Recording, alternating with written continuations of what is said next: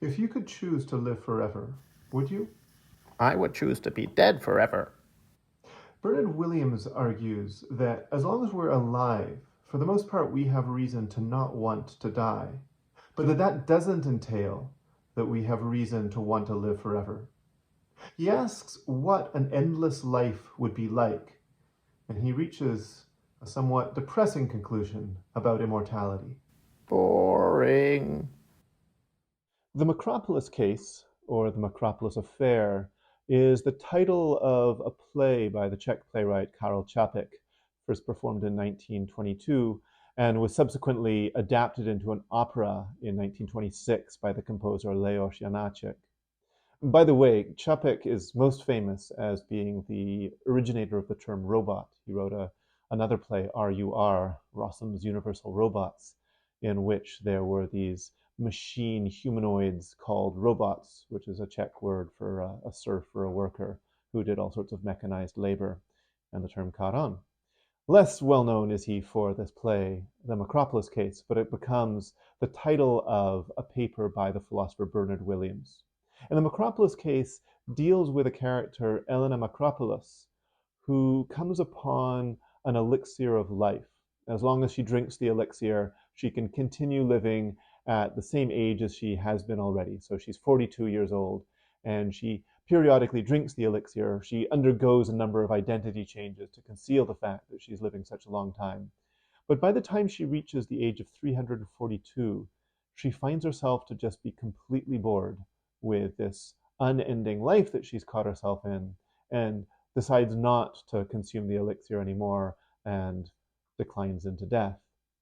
And Williams uses this story to illustrate a problem with immortality. Dying doesn't seem like much fun. A lot of people want to avoid it. But if you could live forever, are you sure that you would be able to stave off the boredom that would slowly creep into a life that had no end? Although the main focus of Williams's argument is that immortality would be bad for us, he also thinks that dying isn't so great either. And he builds his argument on that score around what he calls categorical desires. And he contrasts the idea of a categorical desire with a conditional desire. So a conditional desire is the kind of desire I have on the condition that I am alive. So for example, tomorrow morning I will probably want to eat breakfast. It's not that I'm looking forward to or waiting for this opportunity to have breakfast. It's just that when I wake up in the morning, I'm a bit hungry and so I want to eat. Contrast that with, say, my desire to go to Central Asia. I would really like to go to Central Asia one day, and I would be disappointed if I didn't get to go. Now, one of the things that might frustrate my desire to go to Central Asia is if I were to die. If I die, I don't get to go to Central Asia. To the extent that wanting to go to Central Asia gives me something I want to do, dying will get in the way of that. And so, in that sense, the desire to visit Central Asia is a reason to want to stay alive, is a categorical desire in the sense that it is something that lies ahead of me that I want, that gives me a reason to want to go on living. Eating breakfast tomorrow isn't a reason to want to go on living. It's something I want to do on the condition that I am still alive. But traveling to Central Asia is something that I want to do, and so it gives me a positive reason to stay alive. And Williams argues that we always have a certain store of categorical desires. It's part of what it is to be human, to be oriented toward the future in this way. And so, no matter when we die, there will be some outstanding categorical desires, some things that we were looking forward to doing that we aren't going to get to do because of our death. And in that sense, because frustrating our categorical desires is bad for us, Williams argues that our death will also be bad for us. But here's the catch. Williams also argues that immortality would be bad for us. And he builds his argument mostly around the idea of boredom. He thinks that an immortal life would be unbearably tedious. The subtitle to the paper, The Makropulos Case, is Reflections on the Tedium of Immortality. But he's a bit more precise than that. He actually gives two criteria he thinks that any immortal life would have to meet in order to be desirable. First of all, it would have to be my life that goes on forever. I have to be able to look at this future eternal life and think it would be me that in some sense goes on. And he argues that this life has to be one that seems attractive to me from my current vantage point. I have to be able to foresee this future, see not only that it's mine, but also foresee that it would be desirable. And he throws out a number of possible ways in which a life might go on forever and argues that in each case, it falls foul of one of these two conditions: the identity condition, the condition that my life that goes on forever should be mine, or the attractiveness condition, the condition that it should seem from my current vantage point to be one that's attractive. So, for example, the case of Elena Makropulos from the Makropulos case falls foul of the attractiveness condition. It is indeed her that goes on living forever, but she becomes unbearably bored by this existence. And Williams argues this isn't a feature or a fault of Makropulos' character, but rather a feature of just having a character, of having a personality with a certain fixed set of a range of possible desires, of possible interests, a possible range of categorical desires that a person can have. And Williams thinks that any person with a human psychology will eventually run out of things to want, and that life will become tedious. He imagines a number of other possibilities. For instance, the idea of serial lives, of being reincarnated, but he thinks that that wouldn't really manage to fit the identity condition. That, maybe I'll get reincarnated in the future, but it wouldn't really be my life that gets extended. It would be a different person with different interests, different character, different desires. And while it might be great for that person, it doesn't make sense for me as I am to look forward to that and think that that is my life that will continue carrying on. He likewise imagines a sort of disjointed life where periodically my psychology has changed in some way. So I'm not dying and being reborn, but I might have a bout of amnesia and become a different person.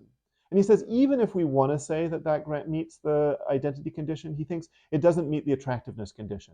That it's impossible for me to look forward to a future in which I have a different character in a way that would meaningfully be something that is attractive to me now.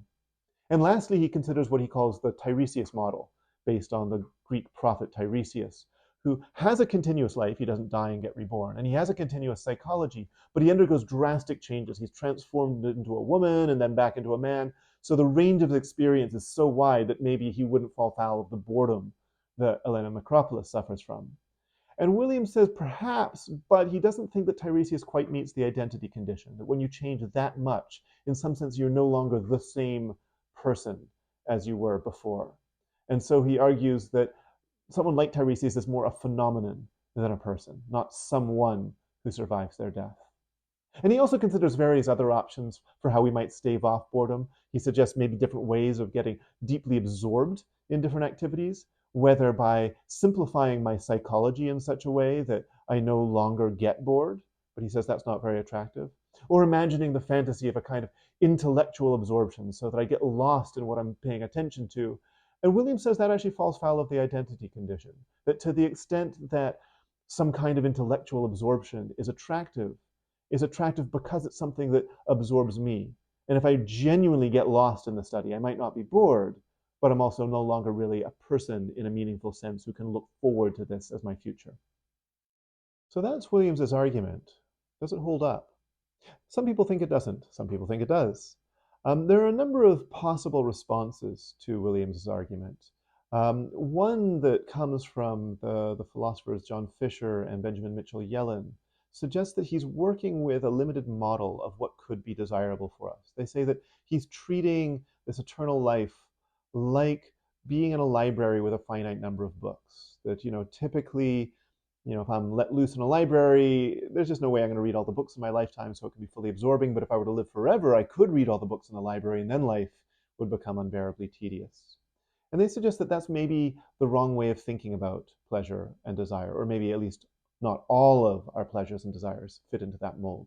You could imagine if I have the goal of reading lots of books, maybe eventually I will have read all the books that have been published. Although bear in mind, new books are getting written all the time. And even if I gave all of my time to reading what is being published now, I wouldn't be able to read all the things that are published. So the things that are being created outstrip my ability to read them. That's one concern. The other thought, though, is that not all of the things we're interested in fit this model.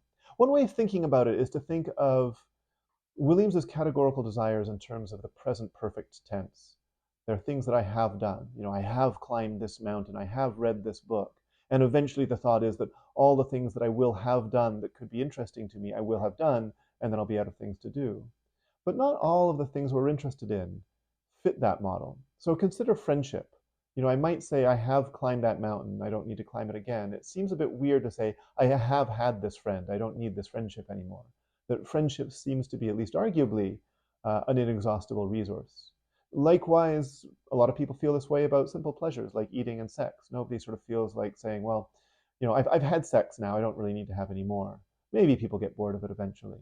But there's at least a suggestion that there are some pleasures that are either repeatable or they're the kinds of pleasures that don't have that kind of doing and now I have done it character, like relationships with other people. And maybe caring for others in general is one model of a way of giving yourself to an activity that doesn't get boring or doesn't exhaust itself.